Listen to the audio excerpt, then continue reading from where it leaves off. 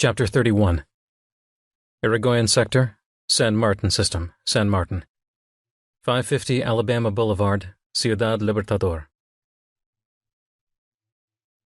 Both Proctor and Rex bolted to their feet and retreated farther back into the store. The other Marine standing outside dove through the door, which was now propped open by Stretch's bloody corpse, and brought his sidearm to bear on the street as he found cover behind a kiosk. A second later, the glass windows exploded in a hail of gunfire.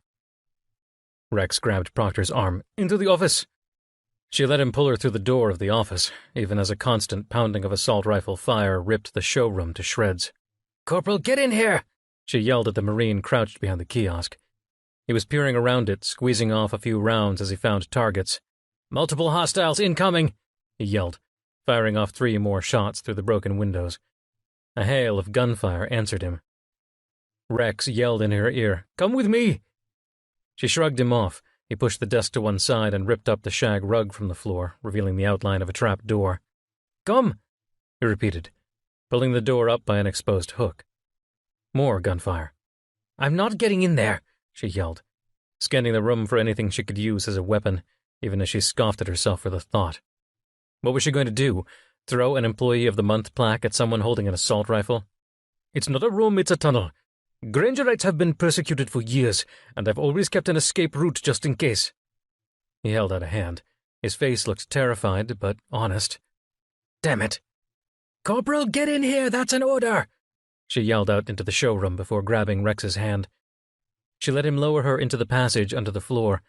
Another barrage of gunfire rang out from the showroom, and moments later the Marine jumped down into the dark, dank space, followed by Rex himself. He pulled the door closed and locked it, then grabbing 2 iron bars on the floor, he shoved them through 2 other latches. No one was getting through that door without explosives, which she assumed their attackers had. "We can't stay here," said the Marine, panting. Blood oozed out of his shoulder. Proctor swore and reached for it. He shook her off. "Just cut my glass." "We're not staying here. Follow me. Quickly." Rex shoved past them to where the tunnel's roof narrowed down to just a meter off the ground. He stooped down and started crawling. Proctor followed, groaning as her bad knee struggled to support her weight without betraying her to searing pain. If the Marine behind her felt any pain from the gash in his shoulder, he didn't say as he crawled steadily behind her. Proctor was surprised at how fast she could move when she knew there were bullets trying to find her. They crawled at a steady clip for over 2 minutes, and the gunfire seemed to fade away before ending completely. She wondered if that was just because they had crawled out of hearing range, or if the unknown assailants had finally figured out that no one was firing back. Or if the police had finally arrived, though any regular police force would be overwhelmed with the firepower these people had. Those sounded like military-grade weapons. Either way, she crawled, trying to put as much distance in between them and the people with big guns. "Here, the passage opens up a bit," said Rex. He was standing now, and offered a hand to Proctor to help her rise as well. They were now in a dim utility access corridor, lit only by glowing LED strips along the floor, half of which were unpowered. "Do you know who those people are?" she asked. "No, I thought you did." She shrugged. "No, lead on. I don't want to be stuck in this hole when they catch up to us." She turned back to the Marine. "Have you gotten through yet?" He shook his head. "No, ma'am. My comm set seems to be blocked. They might be interfering with the signal, whoever they are." Damn. Whoever this was, their ambush was well executed, coordinated, and had tech support. This was no street gang or even some GPC thugs. She waved them ahead. "Lead on." Rex led them along the corridor, passing several access hatches, and finally, after what must have been 3 more minutes of walking, he pointed to a nondescript hatch to the left. "This one. It's our safe house." "Our?" "The local Grangerite synod." He tapped a specific pattern on the metal of the hatch and waited. Moments later, an answering tap came with a complicated pattern. Rex replied with yet another series of thumps, some quick, some more spaced. "Is that Morse code?" she asked. Rex raised an eyebrow. "You know it?" "A little. Learned a little as a kid when I played Fleets and Swarm." His slight squint told her he had no idea what that was. "A board game you play. and you have to send secret messages to your teammates any way you can. I learned a few things I could tap to my friends. Did it help you win? She smiled at the memory, in spite of the urgent danger they were still in. Every time. Rex tapped a final code which Proctor managed to translate as Victory. She assumed was a password, since the ISS Victory figured heavily into Grangerite mythology. Her history. Either way, the hatch creaked open. Hurry, said Rex again, offering a hand to help her through. The hatch closed with a clang and firm metallic thuds, confirming the locks fell into place, finally allowing Proctor to breathe. She had faced death any number of times at the helm of a starship, staring down a swarm carrier, or, as was often the case, 10 swarm carriers.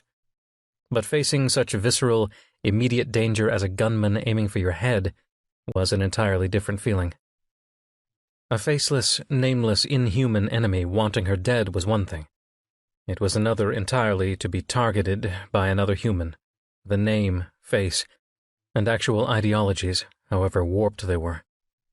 She found it terrifying. Anything yet? She asked the Marine, wishing now she'd remembered his name. It seemed like the least she could do for a young man who was putting his life on the line for hers. No, ma'am. All channels still blocked. He pulled his comm device out of one of his many pockets and fiddled with the screen. With the kind of interference we're getting, I wouldn't be surprised if they've managed to hack into our terminals, Admiral. I don't see how they could block every channel otherwise. She nodded. Very well, keep at it. And turning to Rex, Now what? Do you have a way out of here? Of course. Follow us, please. She just then noticed the kid standing next to the hatch. Tall, lanky, pimpled, maybe 15 or 16. Both Rex and the kid went down a narrow hallway leading from the small room the hatch was in, and emerged into a larger room full of boxes and crates, and past that an even larger one, complete with couches, chairs, a refrigerator and sink, bunk beds lining the walls, and in the center a small group of waiting people. At the center of that group, a face, an incredibly charming face, one that was vaguely familiar. He stood up quickly and extended a hand. Admiral Proctor, it's an incredible honor to meet you, companion of the hero of Earth. Welcome. She accepted the hand and shook. Pleased to meet you, Mr. Curiel. The name jogged her memory. That face, she finally placed it. Secretary General Curiel? Of the GPC? He bowed. The one and only. I've been expecting you for several weeks now. Expecting me? She glanced around the room, half expecting a dozen gunmen to spring out of the closets. What the hell was going on? It was prophesized. When the hero made his final ascension and passed the event horizon, it was foretold that you'd be on the move again, preparing the way for his return. According to observations from the Penumbra Prime Observatory, Granger officially passed the event horizon 2 weeks ago. Curiel smiled broadly at her. And here you are. Chapter 32. Irigoyen Sector, San Martin System, San Martin. Galactic People's Congress Safe House, Ciudad Libertador. Proctor tried not to grimace at the religious mumbo-jumbo mingled with tech jargon. She forced a thin smile. So, you're a Grangerite. I had no idea the leader of the Galactic People's Congress was so... pious. Secretary General Curiel held both his hands up as if in a signal of surrender. I agree, Admiral. This looks and sounds like lunacy. 10 years ago I would have said the same. I don't blame you for having your doubts. She smiled again, this time more genuine. Doubts? Doesn't really quite cover it, Mr. Secretary. More like 100% absolute surety that you folks are crazier than the local Pastafarian congregation that eagerly awaits the second coming of the flying spaghetti monster. I'm sorry, but I don't have time to waste on your delusions. Please, show me out of here, preferably to a place where people aren't shooting at me, and where I can get a ride back up to my ship. You know, civilizations to save, planets to protect, the usual. She didn't mean to let so much sarcasm seep into her words, but the absurdity, the lunacy of it all threatened to make her grab her Marine's sidearm and start shooting people in the face. But, given how they currently had her at their mercy, she delayed the impulse to violence. Secretary General Curiel nodded. Again, I don't blame you, and I'm sorry we're meeting under these circumstances. I had hoped that we could eventually sit down and map out a course of peace. Peace? You have your goons shoot up a store and kill my man back there, and you expect to sit down and discuss peace? What kind of deluded piece of shit are you? He shook his head. Those were not my men. Admiral, you may find this hard to believe, but the Galactic People's Congress is an organization devoted to peace. Yet, as with any large organization dedicated to freedom for all people, it inevitably attracts, well, all kinds. There are several factions in the GPC that are out of my control and, frankly, a little extreme. And worse, several corporations that are pulling some of the strings of a few of those extremist groups. Proctor stared him in the eye. Mr. Secretary, I've come for my nephew. That's all I want. Just tell me who sold him his ship and why the hell it exploded over Sangre, taking 50,000 people with it. She almost didn't want to know the next part. At least not yet. And if Danny survived it? I sold him the ship. It was mine. I'm sure your people will eventually confirm that and track the registry back to a corporation under GPC control. She nodded, finally some answers. And the nuke? His face tightened. Also mine? So you confess, then, to war crimes? You understand that you likely face the death penalty, life in prison at the least. He shook his head vigorously. I do not confess to war crimes. It was never our intention to actually use that device. It was only meant as political leverage. She rolled her eyes. Oh, please, don't insult me, Mr. Secretary. You don't steal a thermonuclear device and launch it at a defenseless colony and then claim it was all just an innocent mistake and that you really only meant to thump your chest a bit. Wave your dick around like one of the big boys. Curiel's eyes flashed in anger, but he managed to smile tightly. I'll tell you again, I did not order that launch. We meant to store the device in a secure bunker somewhere, never to be used, period. The fact of its ownership was meant to solidify support from some of our worlds that had been wavering. They needed to know that we were taking their defense seriously. Whatever. She blew him off. Play your political games. Just tell me, if it wasn't you, then who was it? He closed his mouth. It seemed she'd thrown him off guard.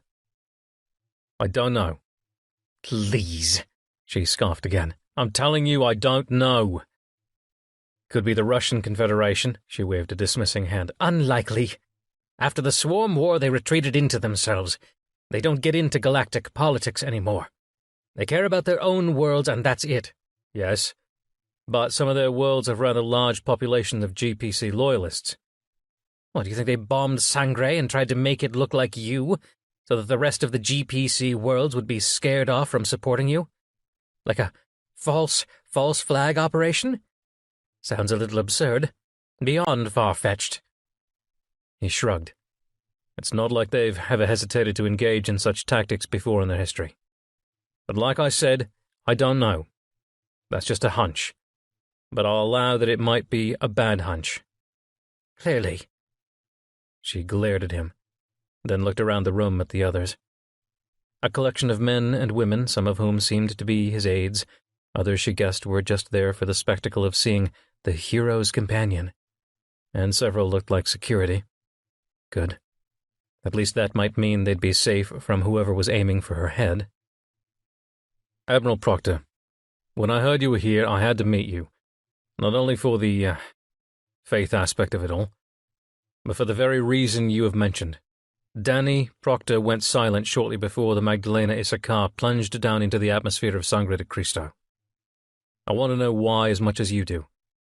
I suspect he was intercepted by someone. Someone who not only wanted that nuke, but someone aboard a ship with stealth technology. Stealth? Yes. Honest-to-God photon-bending stealth. I no idea if he's working on it, and has a few early beta trials running. How did you know that? He smiled. I have my sources. But what I don't know is who intercepted Danny, or why, or what the motives are. For that, I need your help. She rubbed her eyes. The shock of everything that had happened over the last half-hour was starting to set in, and she felt a slight shiver, and recognized the signs of her core temperature falling from the shock.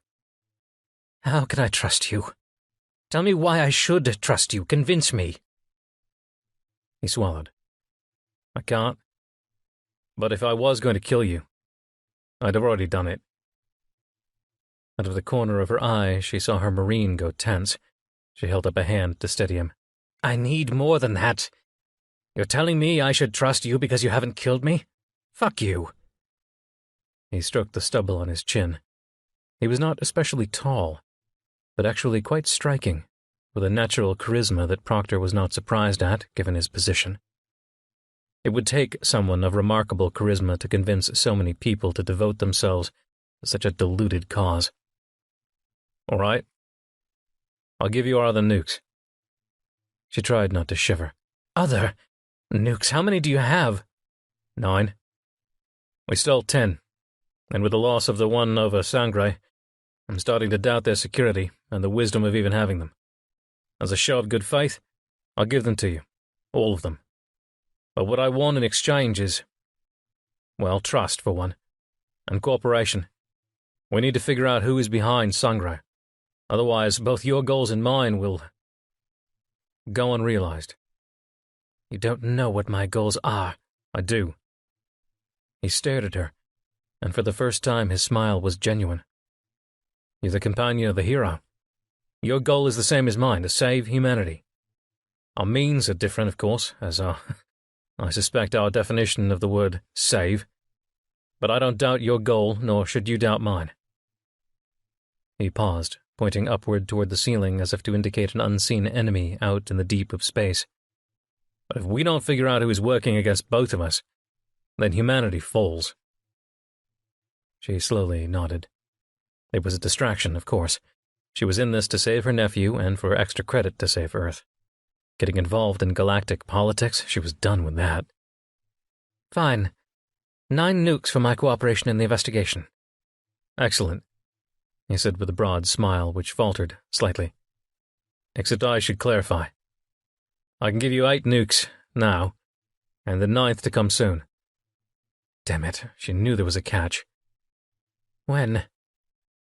He sighed. It sounded like defeat. When we can figure out who stole it. Chapter 33. Irigoyen Sector, San Martin System, San Martin. Shuttle Fenway. You're not actually thinking about outrunning them, are you? It was giving Civic the creeps, looking at Patak, speaking at him through the uncanny valley mask. He couldn't believe that they had actually thought it would be a good idea to go out in public like that. Of course I am. Hold on. The shuttle lurched, and he could see her simultaneously grab her seat and her mouth as they shot straight down into the lower atmosphere, accelerated, steepening the angle of descent to a full-on dive, before leveling out just a few hundred meters above the ocean in a gut-churning arc. Even though her face prosthetic was white, he could tell that even without it the blood would be gone from her face. Never do that again, she managed to say through gritted teeth. The comm buzzed to life. Unidentified shuttle. You are advised to follow us to a landing site immediately or we will take you down. Damn it. Sorry. I thought we could get out from under their sensors by skirting the water. He glanced at his sensors. But look, we already lost 6 of them. There's only 1 following us now. The rest went off back to the city. Why would they— Hold on, he repeated, interrupting her question. Knowing he was about to get another stream of profanity-laden protests from her, he pushed the accelerator downward, and the distance between them and the ocean dropped to nothing. Ethan! The collision was not as rough as he would have expected, and he credited the impact mode of the inertial cancellers with half of the luck, and his last-second deceleration with the rest. Still, if it weren't for their restraints, they'd both be smeared on the front viewport. As it was, he could tell that his shoulders would not come away from this without deep bruising. They were underwater. When the maelstrom of bubbles subsided, he could just make out rods of blue sunlight shimmering down at them from the surface about a dozen meters up. What the hell are you doing? She yelled through gritted teeth. We tried to fool them your way with makeup, now we're fooling them my way." "By dying?" she yelled again. "They're going to think that we died in the crash, yes. By the time they get a recovery ship out here, we'll be long gone." She couldn't seem to stop swearing under her breath. "And in the meantime, what do we do about the whole not dying thing?" "Working on it." He glanced at the instrument panel. Structural integrity was holding. Ship hulls were designed to keep exactly 1 atmosphere of pressure in, not 2 atmospheres of pressure out. But the hull plates were holding, as were the seams between hull and viewport, and the feed-throughs for the sensor packages and propulsion units. "Those propulsion units are never going to start up again," she said, as if reading his mind. "I beg to differ. At the last second I shut them off and closed the exhaust panels. Our stabilizing thrusters are shot, of course, but main propulsion? No problemo." He held his breath, waiting for the sensors to give him the all-clear. Their reach was severely attenuated by the shielding from the salt water above them, which acted like a huge grounding plate. As if in answer, several white streaks shot through the water right across the view out the window. A second later, the comm crackled. "Unidentified shuttle. You will surface and proceed to the coordinates I'm beaming to you, or else I'll open fire. Be advised, this time I won't miss." He hung his head into a palm. They'd lost. They were caught. There was no escaping this time. "Fine. Bastards." He initiated the main engines with a flip of a finger and released the containment panels that kept the water out. The shuttle lurched forward and shot out of the water with what must have been an amazing splash, for anyone lucky enough to have seen it, he supposed. "Unidentified shuttle. Don't get your panties in a bunch, I'm coming." A pause on the other side of the comm as the pilot of the fighter considered his words. "You will accompany me up into the atmosphere. Any deviation from our course will result in several dozen red-hot rounds coming up your ass. Got it?" "If I didn't know any better, I'd say you were propositioning me, Lieutenant." The pilot didn't sound amused. Batak glared at Civic. Her eyes said, "Don't piss off the guy with the big guns pointed at us." "Unidentified shuttle," Civic rolled his eyes. "Got it, Lieutenant, we're following you up. Any particular destination in mind?" A pause. "Just follow me." "Fine, lead the way." Much to Batak's chagrin, the loss of the stabilizing thrusters meant the ascent was far rougher than the descent through the atmosphere. But it only lasted a few minutes, as before long they were maneuvering into a gleaming new IDF starship that nevertheless looked like it had seen some intense action recently. There were several patched holes in its shining hull. They landed in the shuttle bay, he flipped off the engines, and they stood up. "Well," he started. "Masks on or off?" "Does it matter?" she asked. "Touché, let's go." He glanced out the viewport and saw a squad of Marines surrounding the shuttle, assault rifles at the ready. "Well, shit. This doesn't end well," he grumbled. "Look, stay in here while I talk to them, just in case." "In case of what?" "You know, big guns."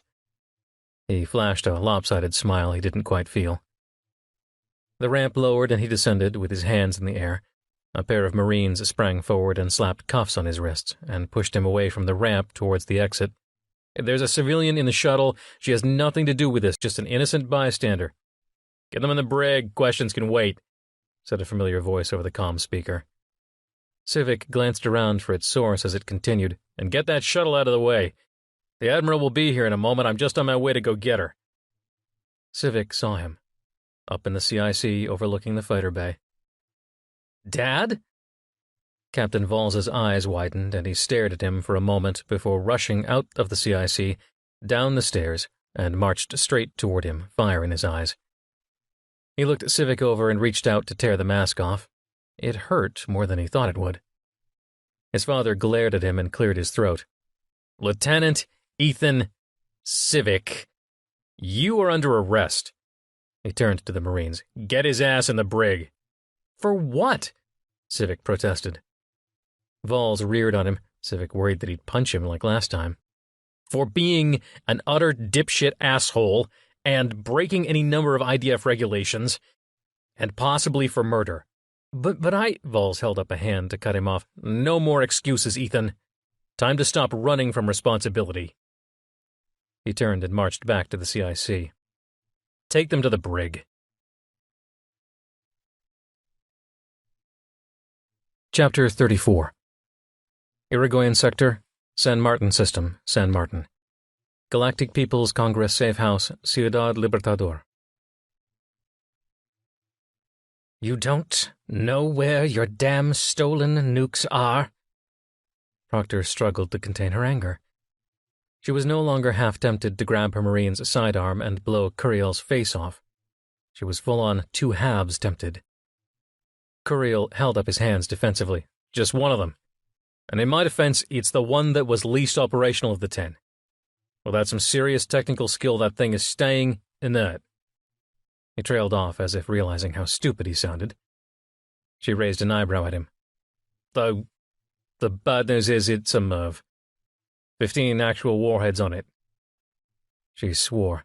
I would think that if this shadowy organization you're pissing your panties about knows enough to be able to steal 2 nukes, hijack a freighter using a mysterious ship with supposed stealth technology, and is able to hack into and jam my state-of-the-art comm device, she held up her handset and shook it, that they would have the technical know-how to be able to reassemble a bomb whose basic design and components have been around for 700 years. He gave another shrug, in a motion she'd come to call the penguin salute, both arms stiff and semi-outstretched from his sides. I'm sorry, Admiral. I know it's hard to recognize right now, but this is bigger than any single missing nuke, she waved him off. Please, tell me you've got the other 8 secure. Please tell me you're not a complete ignoramus. He nodded solemnly. They're secure.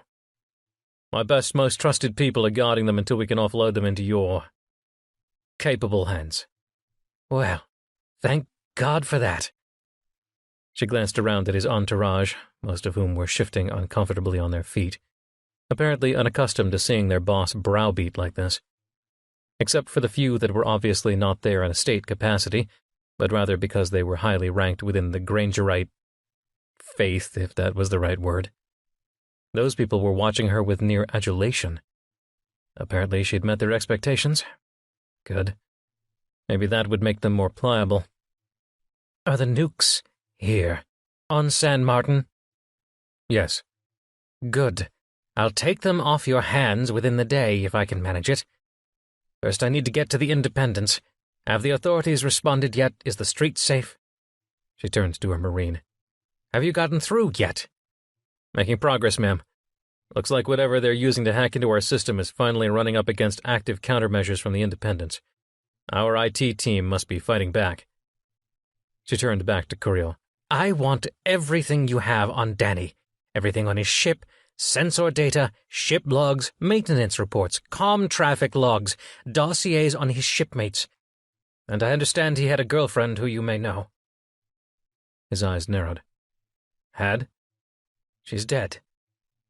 The tightening of his jaw told her he hadn't known, and the news was distressing.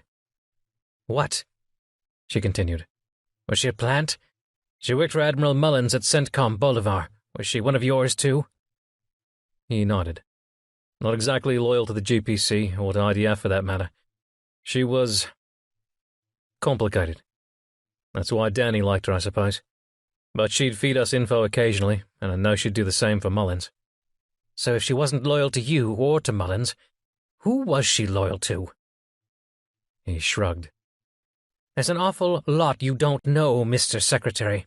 For someone who's at the head of a galactic conspiracy to take down the legitimate government of United Earth. That is not what we're trying to do.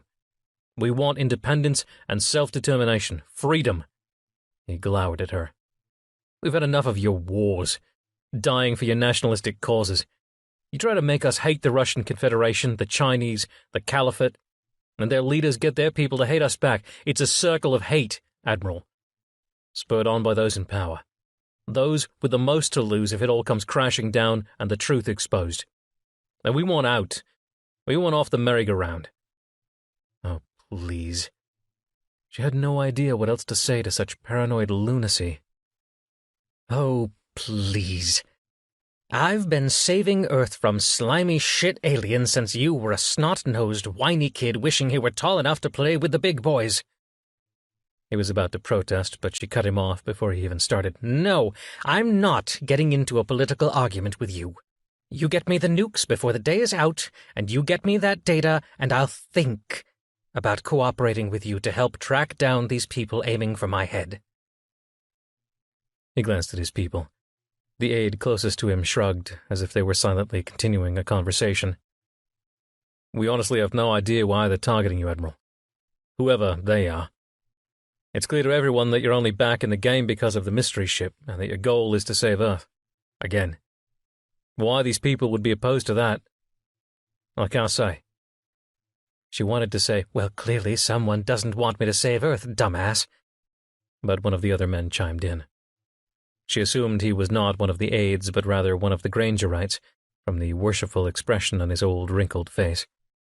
Short-cropped white hair thinly covered a mottled scalp. She guessed he was north of 90 years old. "It's because you're the companion of the hero, ma'am. With all due respect to both you and Secretary General Curiel, you're a symbol of far more than United Earth's dominance or IDF's aggression against GPC sympathizer worlds. You're a symbol of humanity's ascendance, its survival, its destiny. Along with the hero, you're the symbol of hope for humanity. Someone wants to destroy that symbol, that hope. Someone wants to demoralize us, to cow us into submission and defeat. Ever since Granger's ascension 2 weeks ago, I knew something was coming to tear us all apart, to divide us. It was foretold." Foretold? She decided to play along against her better judgment. "By whom?" He smiled coyly. "Well, by me, Toby Huntsman. I'm the patriarch of the Grangerite faith. 15 years ago I had a dream, more than a dream. When I woke up, I knew that what I had seen was not just a nightmare, but was, somehow, reality. What would come to pass after Granger's ascension if we were not vigilant?" "What was it?" He paused, hesitated as if reluctant to say a word more. "I saw death. Unthinkable destruction. On a scale far greater than the Swarm War, I saw the end of humanity. And it all started with the Ascension. I saw you return and lead the fight, and I saw you fail." His face was pained, as if he wanted to say any other words than the ones he was saying, and hearing them sent a shiver down her spine, in spite of the fact she thought he was a lunatic. "I saw you marshal the defense of humanity and fail. Earth burned, San Martin burned, Britannia fell. One by one, world by world, we fell. But it wasn't set in stone. Granger appeared to me and told me it didn't have to be that way. Well, he didn't so much speak to me as he looked at me, and I understood." He gathered himself up. "It was made clear to me that in the days to come after the Ascension, humanity would be put through its greatest test, and that you would either lead us to victory or a loss so utterly complete that we would cease to exist." She shrugged. "What's new? Same old, same old. Nothing we didn't go through 30 years ago." But she had to know. The curiosity ate at her. "And what did old Tim say would be the determining factor? How do we get the best odds out of this shit show?" He stared at her, earnestly, so earnestly, it almost took her aback. "You need to remain true to Granger. Trust him. He'll deliver us again, I know it. I know it." She returned his earnest stare. "Tim Granger is dead. He died 30 years ago. I swear to you that I will honor his memory and fight for the things he believed in to my last breath, but Tim is not coming back. Life just doesn't work that way." The patriarch allowed himself a small smirk, He came back once. He'll do so again." "That was different, Patriarch Huntsman. He fell into a swarm singularity. It was artificial and entirely controlled by their technology. He reappeared, same old Tim, and our scientists now have a pretty good grasp of how it all happened.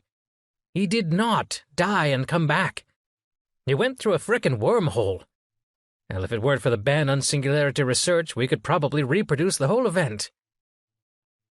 The Patriarch smiled warmly. "Admiral Proctor, you think I'm crazy, I know. It's okay. But I don't believe in magic. I do believe in a higher power. Before I became the Patriarch, I was a bishop, a Mormon bishop. I believed in God, and I still do. But I know that God uses what tools He has, and in that case, He used swarm technology to save us. It wasn't magic, and in this case He'll use something. Something that will send Granger back to us. Not magic, not hocus-pocus, but He'll do something to send us our hero again. You'll see. You'll believe me in the end." An explosion rocked the building, and everyone cowered. A few screamed. Damn it, she'd expected the authorities to get a handle on the situation outside by now. Out of all the people cowering, glancing up nervously at the ceiling or towards the walls, she alone stood rigid, smiling down at Patriarch Huntsman and Secretary General Curiel. The end? Well, this could be it, gentlemen.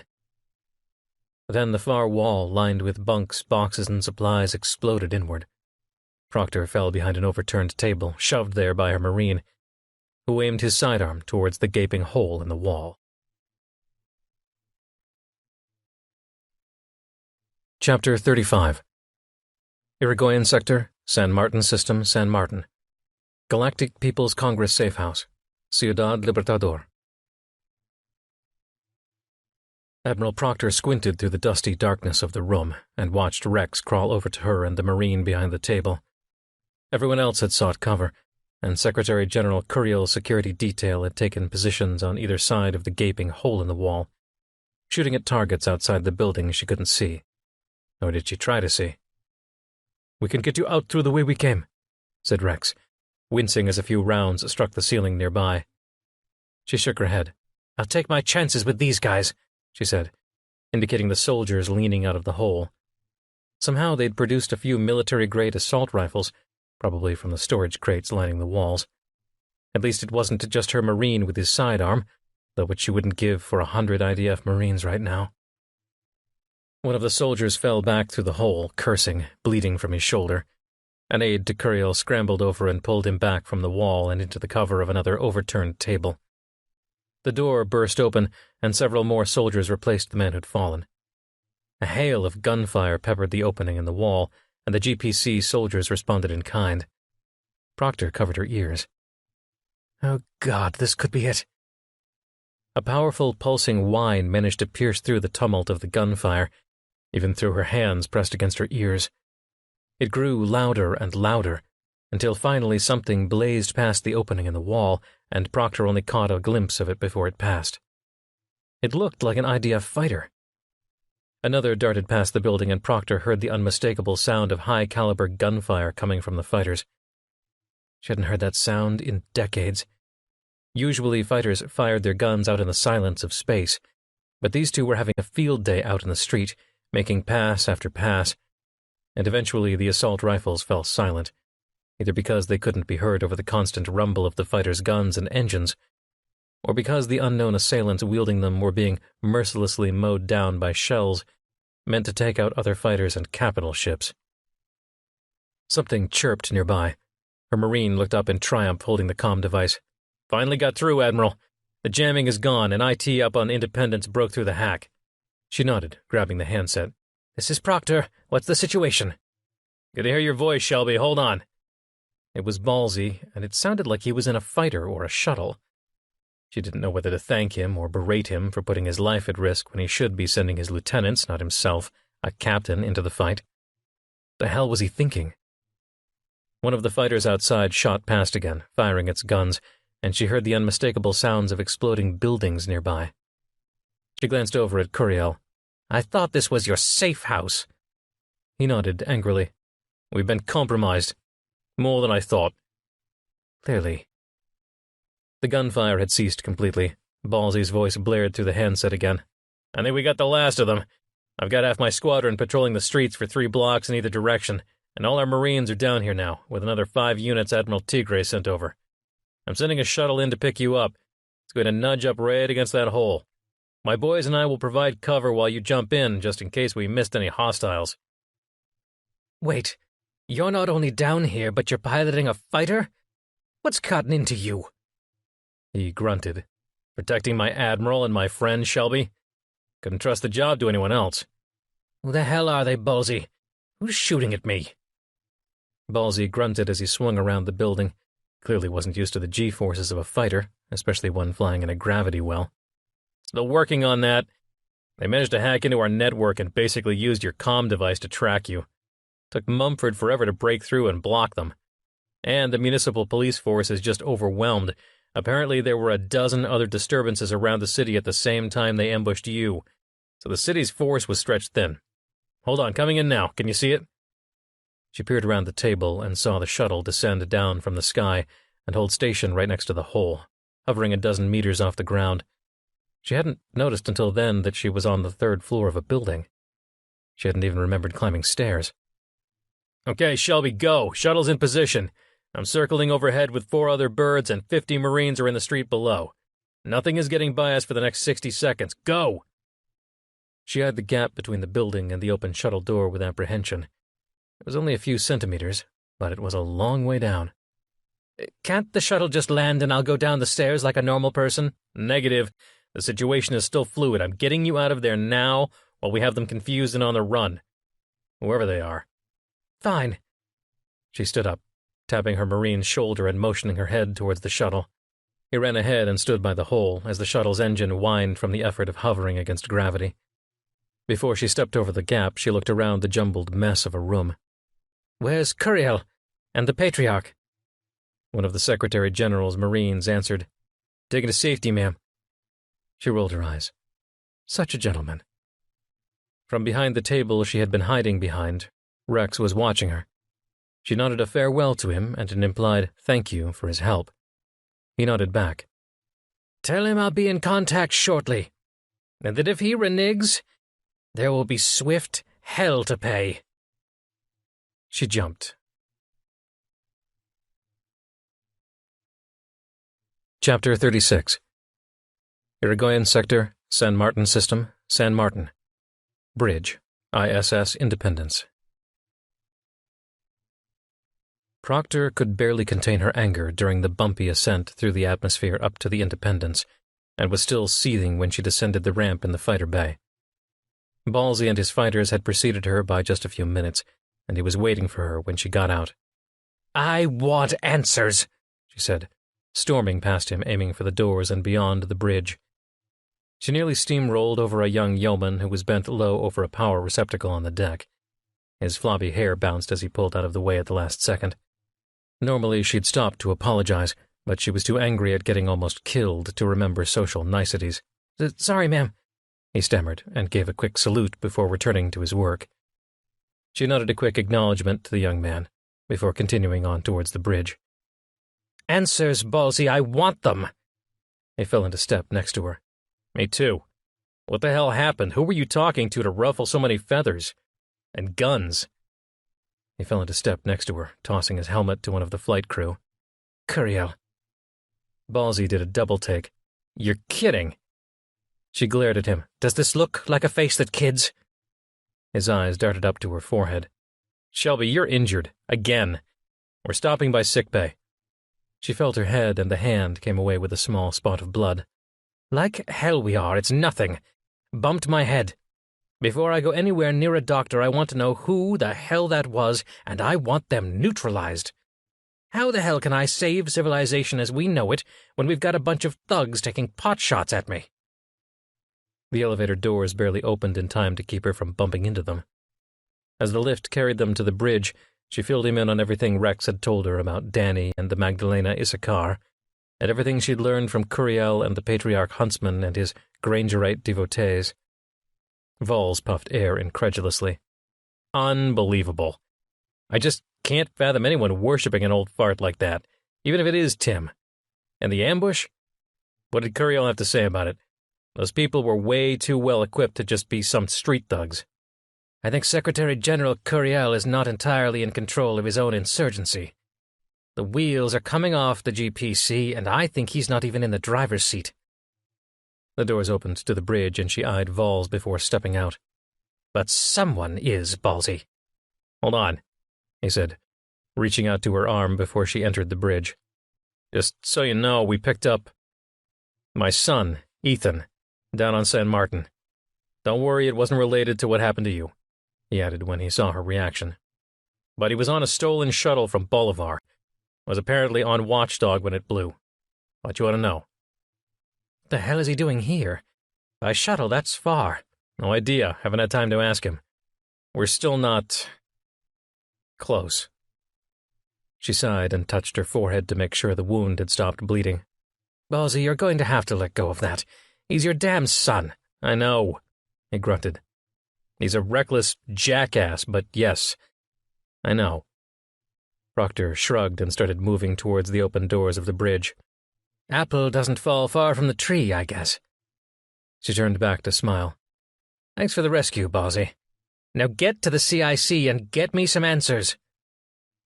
The bridge was in disarray, with half the teams on their feet, darting back and forth between coordinating the Marines' return from the surface, the IT team still cracking the code of the hackers, and who knew what else.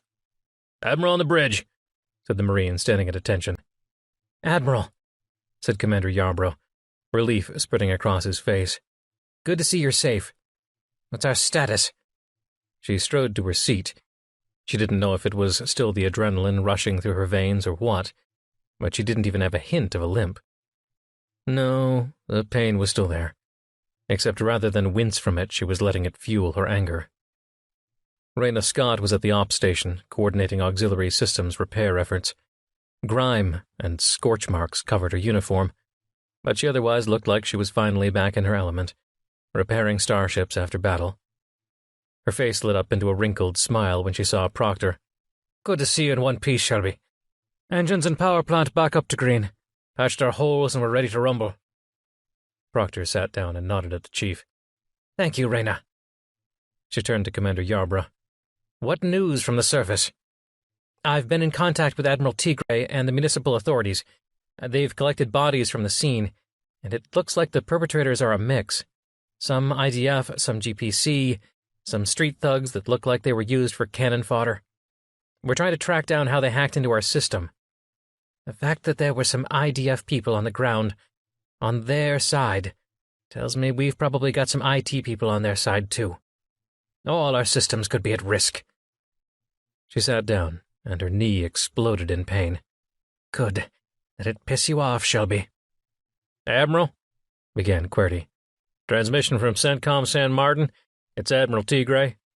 Put him through. Tigray's worried face filled the screen. Dear God, Shelby. I'm so glad you're all right. So am I, Miguel. What can you tell me? He grunted.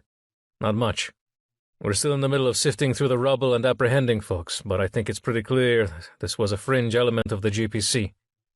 But the coordination and level of tech here was staggering. They must have some big-name backers. I want those names, Miguel. This is all connected. Danny, the Magdalena Sakar and Sangre de Cristo, the missing nuke. He did a double take. Come again? She sighed. You need to have a little talk with Secretary General Curiel. He's got 8 more nukes of the same variety that hit Sangre, and 1 more that's missing, presumably taken by the same people taking potshots at me. Good God. God has nothing to do with it, in spite of what the Grangerites think.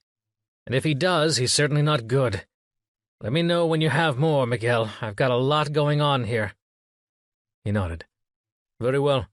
I'll get in touch with Curiel. Tigray out. She let out a deep breath. It was as if she hadn't had a chance to breathe since stepping into that used ship showroom just a few hours earlier. Who in the world would want to nuke millions of colonists? Who the hell would want it to look like Danny who'd done it? Did Danny do it on purpose? Thinking he'd ingratiate himself with someone? Or thinking that if he attacked a GPC-loyal world like Sangre, that he'd influence popular opinion and sympathy for the GPC? And help it win independence and legitimacy? Impossible. She banished the thought. Admiral. QWERTY looked up, his face pale. Receiving a wide-beam metaspace signal from the IDF station orbiting Elamine. It's the farthest planet out in the San Martin system, about 2 light hours away. The mystery ship is here. Damn it. She glanced over at Ballsy, who was huddled with Commander Mumford. Are we ready? Ballsy shrugged.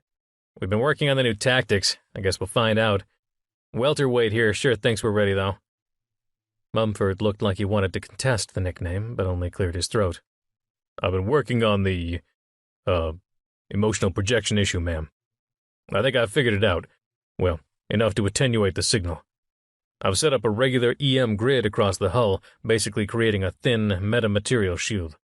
Like a Faraday cage. Except this picks out the metaspace-accompanied EM signal coming off the alien ship and automatically adjusts the effective molecular orbital spacing of the metamaterial shield to compensate. Good man. How sure are you that it works? Mumford cocked his head, as if calculating risk factors in his head. The first few minutes might be rocky, but it'll automatically learn and adjust. And I've uploaded the program into all the fighters, too. Their EM field generators should be able to handle it. So, this was it. She paused before making the decision. Are we ready? She repeated to the 2 men. As ready as we'll ever be, Shelby. Ballsy looked grim but determined. That was enough for her. Ensign Risa, set a T-jump course to Elamine. It's time we go on offense. Chapter 37.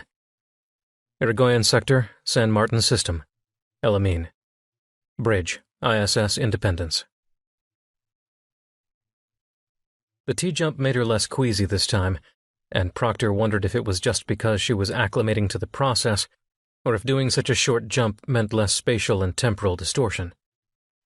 Either way, when they arrived, the view screen shifted from a video feed of the tranquil blue San Martin to the icy gray Elamine. The camera zoomed in, and the Golgothic ship bloomed across the screen. She felt a wave of irrational fear and consternation, which just as quickly dissipated. Commander Mumford called out from the rear of the bridge. The metamaterial shield is working, Admiral. The ship's EM field isn't penetrating the hull. But now... She watched the screen, studying the alien, abrupt curves of the other ship. How are we doing on scanning that thing? Are the sensors able to penetrate it yet? Working on it, Admiral, said Mumford. I have a few ideas on that front, just give me some time. I'll stall for as long as we can afford it. Yarborough had sidled up behind her. Is stalling wise? I want to know what we're shooting at before we shoot at it. He frowned. For reasons of conscience? The implication was clear. She was the reluctant annihilator of the remnants of the swarm, and the mother-killer of the Skiora. For tactical reasons, Commander. Before we start firing, I want to make sure our shots count, because we might only have a few shots to begin with. She turned to him. Unless you prefer we start firing blindly and willy-nilly, just take our chances and hope for the best. He backed off. Of course, Admiral. I'll prep the emergency crews for damage response. Good. They spent a tense half-hour watching the ship, which slowly orbited the tiny gray planet. Each time they passed the IDF station, it reflected the weak light of San Martin's sun back at them, which at this distance only looked like a very bright star. So, it's ignoring the orbital station this time, and us. She tapped her armbrests impatiently. Tell me about Elamine. What's down there? Lieutenant Whitehorse worked her console and brought up the data. Basically, just a giant ball of water ice and rock. Molten iron-nickel core, about the size of Pluto, if that helps. There is a small research station down on the surface. IDF? No, ma'am. A research outpost run by one of the private universities on San Martin. Population? A few hundred? She went through the grim moral calculus involved with balancing the needs of a few hundred civilians on the ground, the few dozen IDF officers on the station, and the crew of the Independence, along with the billions who were depending on her in this moment. It was ghoulish to think about, but those unfortunate people down on the planet were not the highest priority. QWERTY looked up from the comm station. "They're asking for assistance, Admiral, and they're suffering the full effect of the Golgothic broadcast, so they're a little agitated." "Tell them we're occupied, but that they should evacuate immediately," Lieutenant Whitehorse shouted. "Alien ship is firing." On the screen, they all watched as the same purple-white beam lanced out from the strange ship, not towards the Independence, but down at the icy planet below. "Are they hitting the research station?" Whitehorse shook her head. "No, ma'am. It's just drilling into the surface like it did at Ido." Yarbrough stiffened. "Are we going to respond? It's still a direct attack on a UE world with UE civilians on it. Those people are in immediate danger." "I agree. They're in immediate danger," said Proctor. "But I want to be sure of what we're doing before we rush in with all guns firing." She held up a hand as he started to interrupt her. "There are bigger stakes here than a research station, Commander. If we get this wrong, billions die instead of hundreds." His expression was cold. "Small comfort for the families of those students and researchers down there." She turned back to the screen. "I didn't say we were doing nothing. Ballsy, you there?" She tapped on the comm. Moments later, from the comm speaker, "Shelby?" "I want an evacuation of Elamine, now. Every available shuttle, even the fighters. We can fit up to 3 people in those if they get cozy. And hurry." "Aye, Admiral," he said, and started barking orders at his staff in the background. "And Tyler," she added, using his given name caught his attention like she wanted. "Shelby?" "I mean all shuttles, and all pilots, got it?" A long pause. "Understood." She turned back to Lieutenant Whitehorse. "Progress of the beam." "It's drilled about 10% into Elamine's crust. We'll hit the mantle soon." Commander Mumford called from the science station. "Ma'am, Elamine is fundamentally different than Ido. Ido was essentially a giant rock, never even attained hydrostatic equilibrium or planetary differentiation. You know, its core was essentially the same as its outer regions with no mantle." Proctor's sighed. "Commander, I am a scientist. No need for the science lesson. Please, get to the point." Yes, ma'am. So Elamine is different. There's a crust, a mantle, a core, like a regular old planet. And with that beam drilling into it..." She filled in the blanks. "Okay, so we're looking at a magma eruption." She glanced at the sensor readout on her command console. The science station's data stream scrolled down, and she only caught snippets of the readings. "What's the pressure? How much magma? How far will it blast out? And more importantly, what's the risk to the research station?" Mumford shook his head. "This is a PhD dissertation here, ma'am. We could study the geodynamics problem for years, but best guess we're looking at a large eruption. Soon." He looked up, his face somber. "The drilling site is only 100 kilometers from the research station. Even a minor eruption, given the lack of atmosphere and low gravity, is going to wreak havoc on the station. Possibly completely destroy it." She nodded. "Proctor to Captain Vols." "Yeah, Admiral." "Vols, you know how I said, hurry?" "Yeah, Admiral." She watched the seismic readings on her science data feed begin to stir, immediately reaching up to the top of the scale. "What I meant was, hurry the hell up." Chapter 38. Irigoyen Sector, San Martin System, Elamine. Brig, ISS Independence. The door to his cell slid open, and there he was. "Oh, God, just turn me over to CENTCOM already." Civic forced a smile. "So soon? I wasn't expecting you for another, 10 years like last time." Vols glanced at him icily. "Shut up and listen. We're engaging the alien ship again." He hesitated. "The Admiral ordered that every available pilot assist in the effort." Civic did a double take. "You want me to fly a fighter out there against that thing?" "Don't be silly. I wouldn't let you near a fighter if my life depended on it." Vols's scowl deepened. "There's a research station down there on Elamine, just a few hundred people. You're going to take the shuttle you came in on, get in, grab people, and get out. Simple. Can you handle that?" Civic shrugged.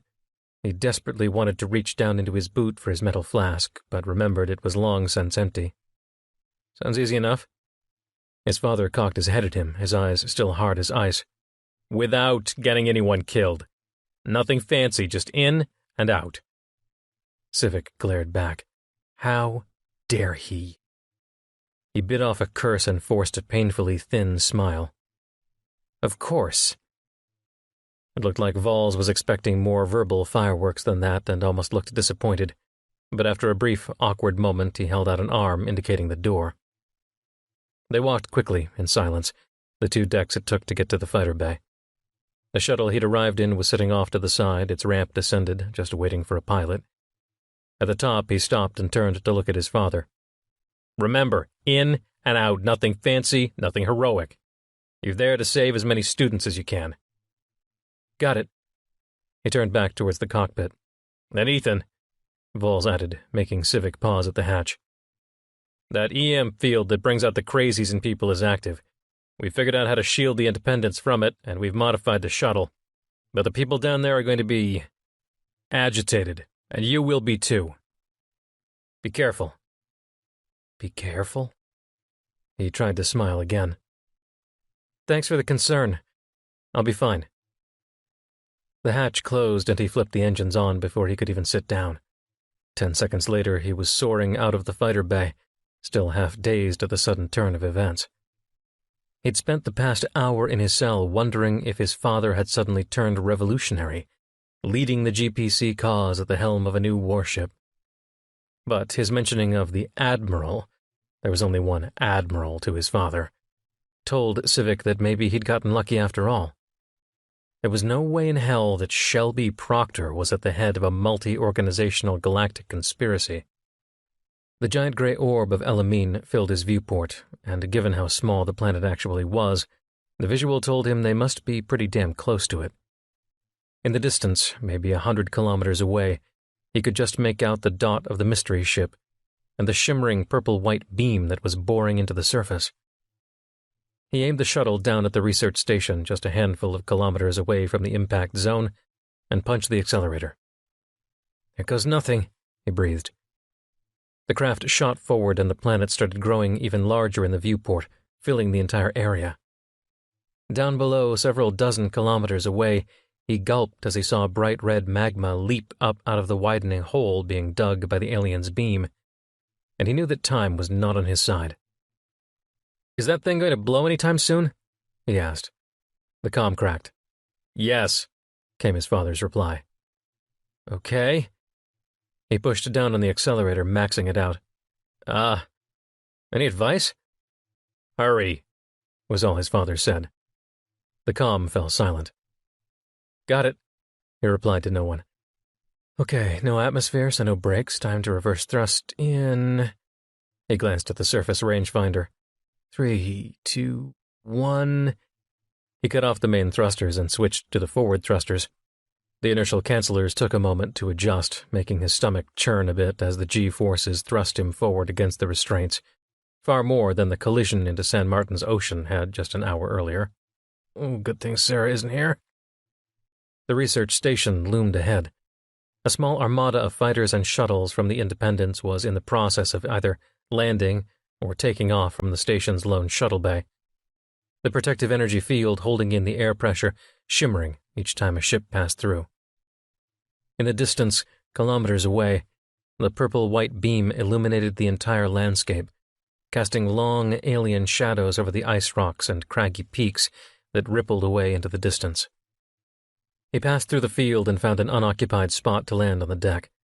As soon as the engines were idling, he popped the hatch and started dashing down the still descending ramp, and was immediately assaulted by a wave of fear, excitement, anger, rage, sadness, all at once, just like he'd felt back on Watchdog. Oh, shit, he thought. This is going to get intense. Barely able to suppress his mix of anger and fear, he ran towards the doors at the end of the bay. Where was the anger coming from? His father, of course. The fear? Obvious he was about to die. The sadness? Who the hell knew? All he knew he focused on, all he could force himself to think about was rescue. Find the students, find as many as I can, and cram them into the shuttle, and get the hell out. He rushed into the hallway, where another fighter pilot was ushering a group of frightened-looking college students back towards the bay. The other pilot, obviously trying to suppress his own mix of fear and emotion, waved towards a door at the end of the corridor. "They've all assembled in the mess, just a few left. Grayson should be able to fit most of them in his shuttle, but the rest will need to go in yours." "Got it," he said in a rush and ran down the hallway. In the mess hall, the pilot he assumed was Grayson was arguing with one of the women he assumed was a professor or a senior researcher. Everyone, the dozen or so students, the researcher, Grayson, looked terrified. The alien's field was taking its toll on all of them. "What's the problem?" he yelled. The researcher pointed at another door in the mess hall. "There's more. They've barricaded themselves in a lab. I can't convince them to leave. It's... She balled her fists and actually shrieked. This was getting out of control, he thought. Should I smack her? He batted the irrational thought aside and pointed at the exit, yelling at Grayson. "Get them all in your shuttle. I'll handle the stubborn ones." "You sure? Yeah, go!" He grabbed one of the students sitting on a cafeteria bench, fidgeting uncontrollably with his hands, and shoved him towards the door. "Go! All of you, go!" Luckily, they all ran for the door, and he didn't have to resort to violence. Unfortunately. He was kind of hoping for an outlet. Maybe as a consolation he could have a little... He reached down to his boot and caught himself halfway when he realized, again, that it was empty. Damn it! He ran towards the door the researcher had indicated and nearly fell over as the entire room shifted, sloping down to his right. "Holy shit," he mumbled. The walls and floor were shaking violently, and all the tables slid down towards the far wall to his right as he stumbled towards the door. He wrenched it open. Luckily, it didn't jam with the shifting orientation of the entire building, and ran down the hallway lined with laboratories, struggling to keep his footing against the rightward slope, as well as the glass that was falling out of the laboratory's windows, which was a blessing and a curse, he supposed, as looking through all the shattering windows let him know that none of the labs were occupied. Except for the door at the very end of the hall. It was shut, and through the tiny, still unbroken window next to it, he could see a fear-filled face looking out. Using the leaning wall as leverage to occasionally redirect his course, he launched himself down the hallway and pushed on the door's handle. It didn't budge. "Oh, hell no!" Supporting himself on the slanting wall, he kicked the door. The dull thud of his boot told him the door was not exactly made to be kicked in. In fact, it probably served as an emergency airlock by the looks of it. The wide eyes staring out the tiny window watched him in terror. Civic cupped his hands around his mouth and yelled into the glass, "We've got to get out of here! This place is going to blow!" Wide eyes retreated from the window further into the lab, and Civic peered in. 3 other students huddled in the corner, while a 4th lay sprawled out near the other corner.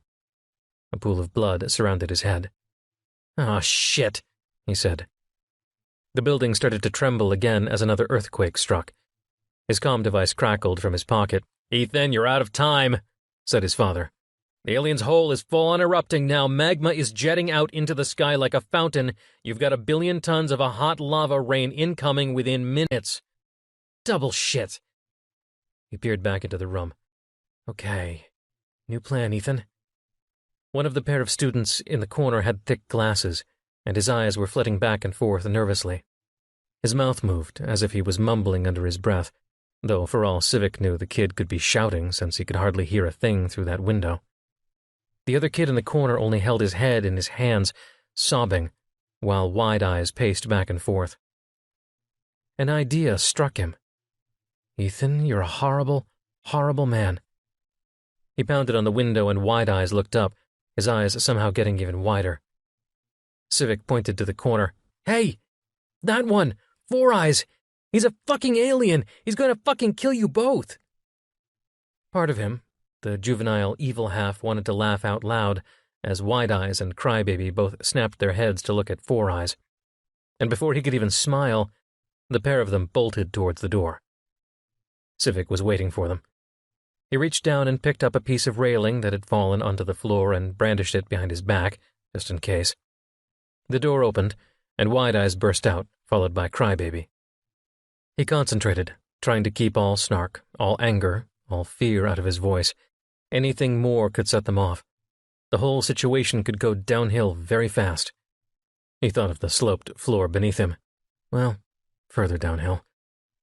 "I'm an IDF pilot. I'm here to rescue you. Go to the bay and wait right next to the shuttle. Move."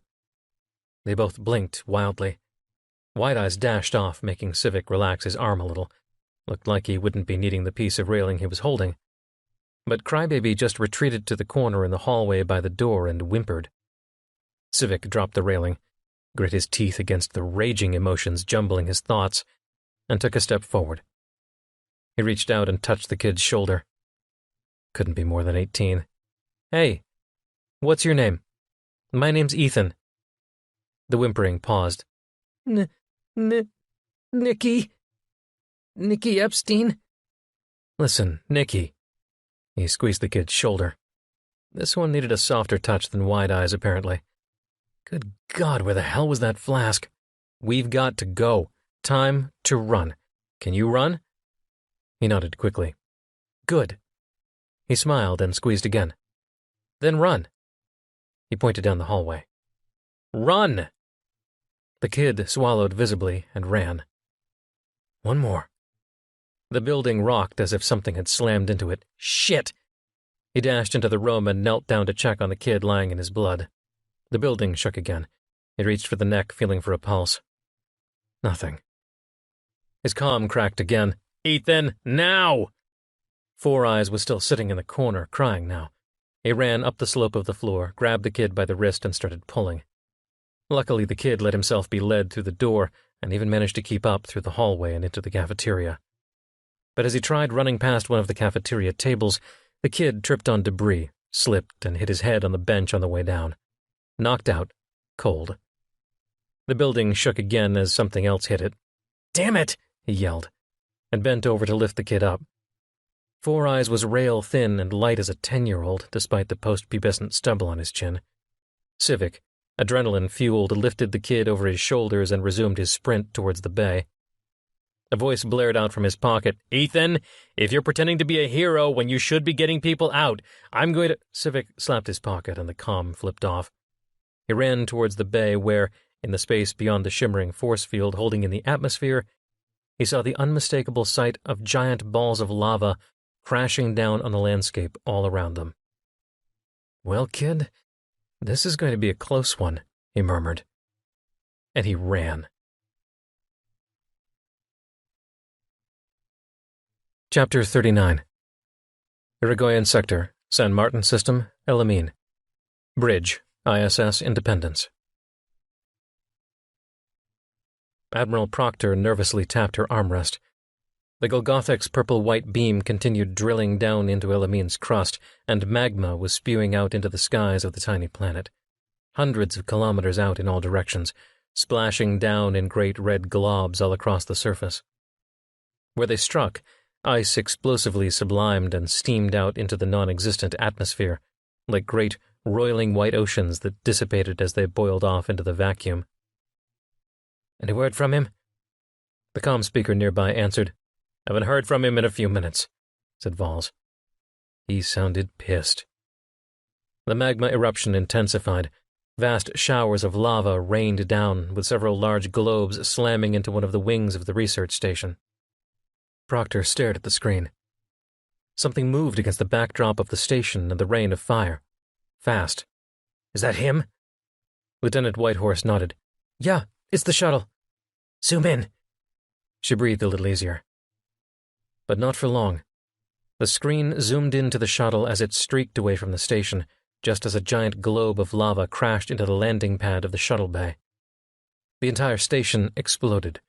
With gut-churning weaves and barrel rolls, the shuttle dodged another hail of falling lava, with maneuvers that Proctor was sure would have resulted in the contents of her stomach being smeared all over the shuttle's window, had she been aboard.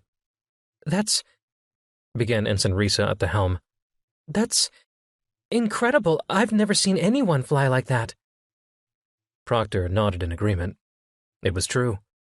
Out of any fighter pilot she'd ever met, Ballsy's kid outshone them all. Even ballsy. She supposed that was half of why he hated the kid, in spite of what Ballsy claimed. But the fiery hell he was flying through was worse than any fighter battle with the swarm she'd ever seen. Thousands of globules were falling down through the black sky all around the shuttle.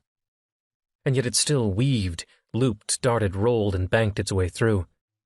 She found herself gripping the armrest so tight that her knuckles turned white. "No!" Lieutenant Whitehorse yelled from behind her. Proctor stared in horror. One of the globs of lava had struck the shuttle. Red-hot streams of the stuff fell away as the shuttle accelerated upwards, and Proctor realized what he was doing. Since there was no atmosphere to blast the lava off the shuttle, he had to rely on the shuttle's acceleration to shed the boiling rock. Another glob struck the shuttle, and another, and it was free. Clear of the maelstrom of lava rain, it accelerated even faster, and the rest of the lava coating the ravaged surface of the shuttle streamed away as it made a beeline for the Independence. Proctor breathed a sigh of relief. She tapped her comm on. "Lieutenant Civic, this is Admiral Proctor. Well done, Ethan. You guys okay in there?" "Yeah," came the hesitant reply. "I guess." "You guess?" "Well, just covered in the vomit from 3 other people, each of whom have also soiled themselves. We might have to just hose out the entire shuttle." Proctor smirked at that. "Well, if that's the worst that happened, we can thank our lucky stars." A pause. I did lose someone. Couldn't carry 2 people at once. I left the injured one. At least I think he was injured, but he might have been dead. I guess I could have tried to carry both." "It's not your fault, Ethan," she said. "You saved 3 lives. If it weren't for you, they'd be dead. Remember that. We can't save everyone." "But end of conversation. Report to the fighter bay and for reassignment to the fighter squadron." Civic protested. But, ma'am, I don't think I'm ready for that." "Bullshit! After that fancy flying? No, you've got your wings back. I don't care what your father says. Proctor out." She glanced at the timer on her console, then back up at the screen where the alien mystery ship was still drilling into the planet. Plenty of time, she thought, and turned back at Whitehorse. "You think he can handle it?" Whitehorse shrugged. "Honestly, don't know, ma'am. You 2 were pretty serious for a while, from what Ballsy tells me. No one here knows him better than you, even Ballsy. Parents' perceptions of their kids can get colored over time." Parents and aunts, she thought, her mind drifting momentarily to the news about Danny that Curiel and Rex had given her. "He's good," Whitehorse said, reaching back to retie her hair into a tight regulation bun. "The best.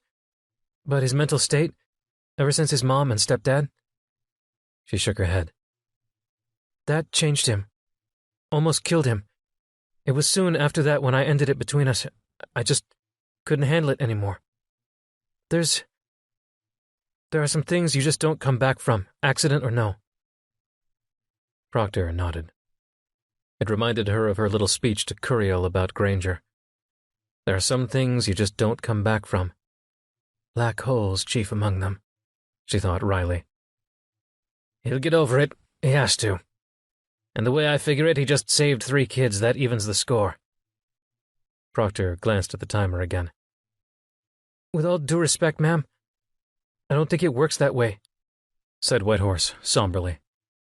She was right, of course, but she'd made her own share of mistakes, innocent, honest mistakes made in the heat of battle, the spur of the moment, that led to deaths. Some of those mistakes led to untold numbers of deaths, but in the rush to save humanity, what the hell else could she have done? "No, it doesn't. But whether redemption or a lighter conscience comes or not, we need him." She glanced at the ship again, still drilling away. "And given current events, we're going to need thousands more like him." The timer approached 0, and she finally turned to Commander Mumford. "Status?" He nodded. "The progress of the drilling is proceeding just like at Ido, identical to a T." "You ready with the scans? As soon as we start this thing, I want to be ready. I want to know everything about that ship, and we don't get a second shot at this." "Yes, ma'am, we're ready." She tapped the comm on. Ballsy, your boys ready? A few seconds later, he answered, Yeah, last of them just offloaded the passengers. We're ready to launch. Commander Yarbrough looked up from his XO's station and nodded once. All systems reporting ready, Admiral. She gripped her armrests. Good. All hands. Prepare for Operation Proctor 1. A deep breath. Here goes nothing. Now!